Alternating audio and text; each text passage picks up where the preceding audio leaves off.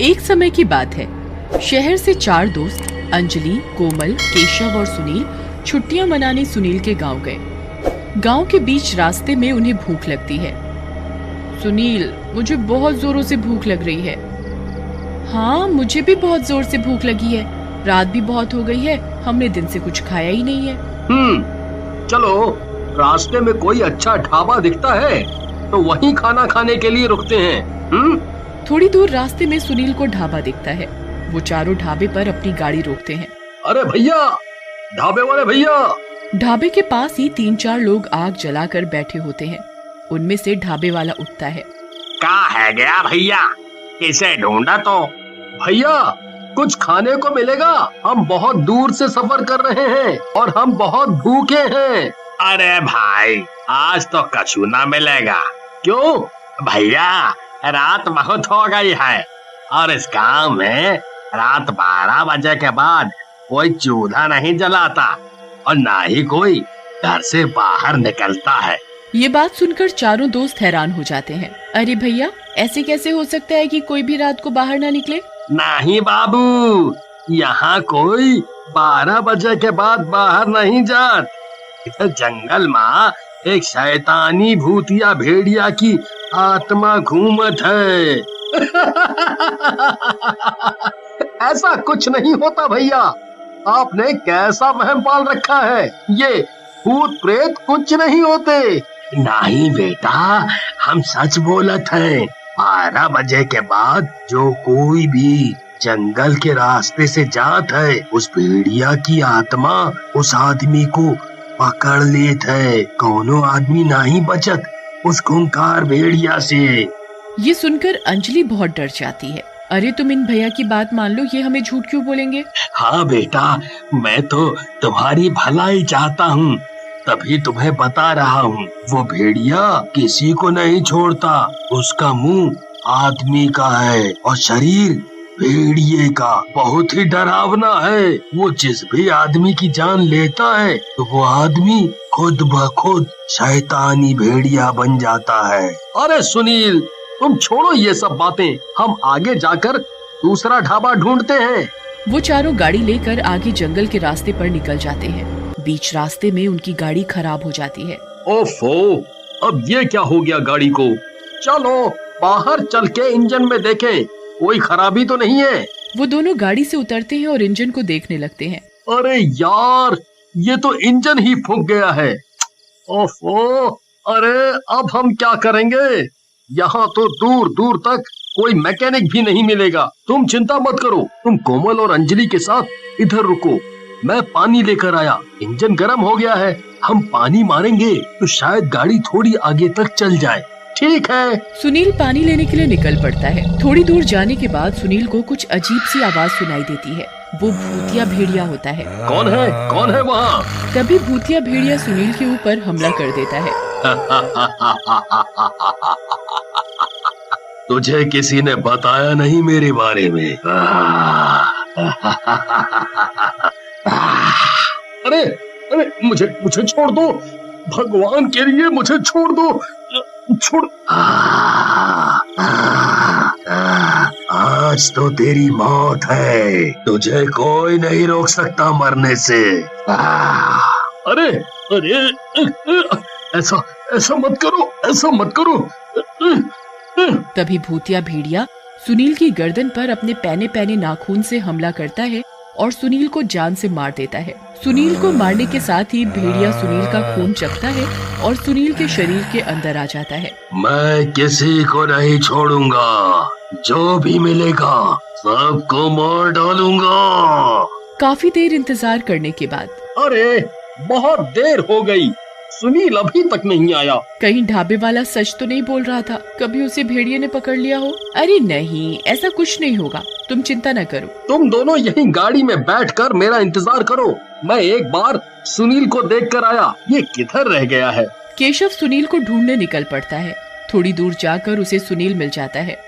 अरे तुम कहाँ रह गए थे? इतनी देर हो गई, मैं तो डर ही गया था। अरे मुझे पानी नहीं मिला। केशव और सुनील गाड़ी की तरफ चले जाते हैं। वो उधर जाकर देखते हैं। तुम इतनी देर से किधर थे? हम दोनों कितना डर गए थे। अरे सुनील को कहीं पानी नहीं मिला, सुनील तुम एक बार बैठो, मैं गाड़ी चलाकर देखता हूँ, क्या पता अब गाड़ी चल जाए। केशव गाड़ी में चाबी लगाता है और गाड़ी स्टार्ट करने की कोशिश करता है। तभी गाड़ी खुद ब खुद चल पड़ती है। अरे वाह, गाड़ी ठीक हो गई। अब इस जंगल से हमें जल्दी बाहर निकल जाना है। सुनील के अंदर भूतिया भेड़िया मन ही मन में बहुत खुश होता है। इतने सारे लोगों का खून पीने में तो बहुत मजा आएगा। देखते ही देखते वो चारों अपने ठिकाने पर पहुंच जाते हैं। अगली सुबह केशव और उसके सारे दोस्त नाश्ता करने के लिए एक साथ बैठते हैं। अरे सुनील, तुम इतने शांत शांत क्यों बैठे हो? मैं कब से देख रहा हूँ, तुम जब से इधर आए हो किसी से कोई बातचीत ही नहीं कर रहे। सुनील उसकी बात का कोई जवाब नहीं देता। इतने में केशव की माँ पूनम उनके लिए खाना लेकर आती हैं। चलो बच्चों, तुम सब गर्मा गर्म नाश्ता कर लो। नाश्ते में पराठे, दही, अचार, ब्रेड सब होता है। सुनील ये नाश्ता देखकर बहुत गुस्सा हो जाता है और जोर जोर से चिल्लाने लगता है। ये कैसा नाश्ता है? ऐसा खाना कौन खाता है? क्या हुआ बेटा, तुम्हें कुछ अलग खाना था तो बता देते। मैंने तो बल्कि तुम्हारे पसंदीदा पराठे बनाए हैं।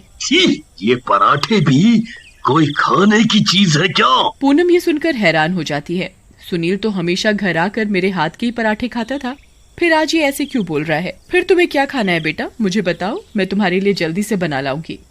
मीट, मीट, सिर्फ मीट खाना है मुझे। ये सुनकर वहाँ बैठे सब हैरान हो जाते हैं। अरे सुनील, तुम कब से मीट खाने लग गए? तुम्हें तो मीट कभी पसंद ही नहीं था। तुम तो मीट को देखकर घिन करते थे। मीट के साथ मुझे खून की चाय चाहिए और मैं सिर्फ वही खाऊंगा। तभी अंजलि की नजर सुनील की गर्दन पर पड़ती है। अरे सुनील, ये तुम्हारी गर्दन पर क्या है? तुम्हें ये चोट कैसे लगी? सुनील, अरे कुछ नहीं, जंगल में जब पानी लेने गया था तो झाड़ियों में गिर गया था। सुनील खुद ब खुद मीट की बात भूलकर चुपचाप पराठे खाने लगता है। देखते ही देखते सुनील पराठे खाता ही जाता है। अरे बेटा, तुम तो बहुत भूखे हो। सुनील 25-30 पराठे खा जाता है। अरे अंजलि, अभी तो सुनील को पराठे खाने ही नहीं थे, अब एकदम से इसे क्या हो गया? ये तो खा ही जा रहा है। सुनील नाश्ता करके अपने कमरे में जाने लगता है। अरे सुनील, हम तो यहाँ घूमने आए हैं, तुम हमें अपना गांव नहीं दिखाओगे? लेकिन सुनील केशव की बात का कोई जवाब नहीं देता और चुपचाप अपने कमरे में चला जाता है। मुझे एक बात समझ में नहीं आ रही, ये सुनील जब से जंगल के रास्ते से वापस आए हैं, ये बहुत अजीब बर्ताव कर रहा है।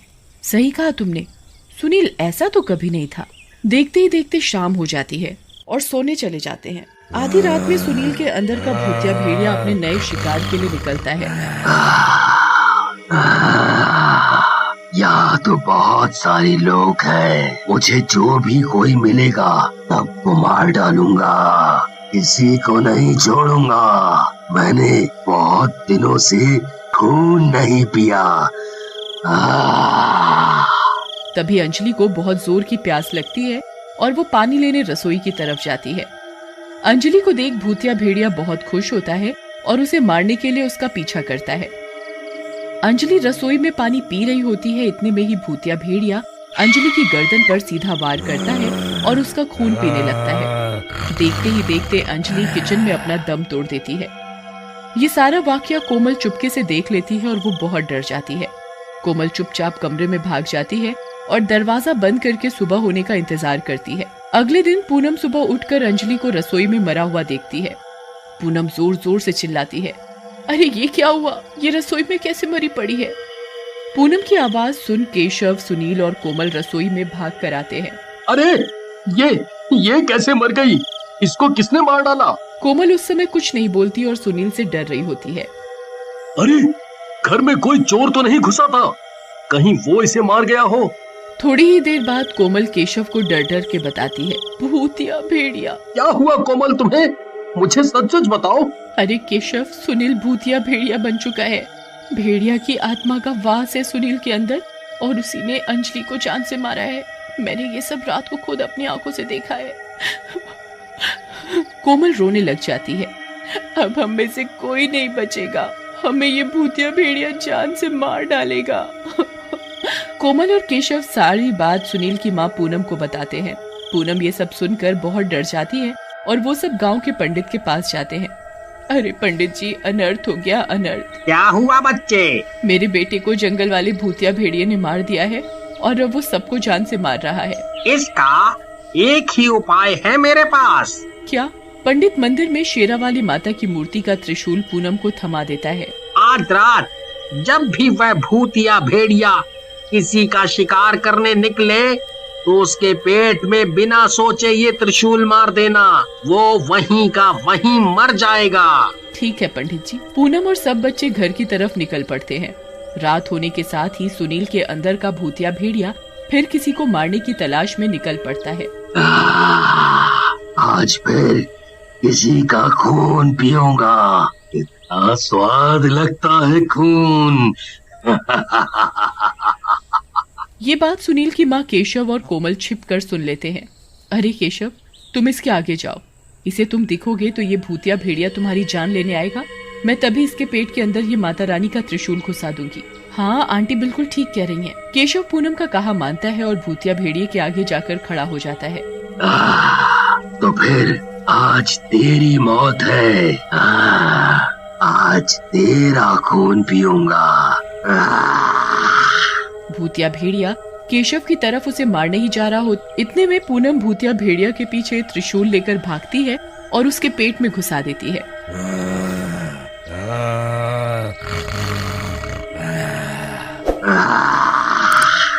त्रिशूल घुसने के साथ ही भूतिया भेड़िया मर जाता है और सबकी जान बच जाती है।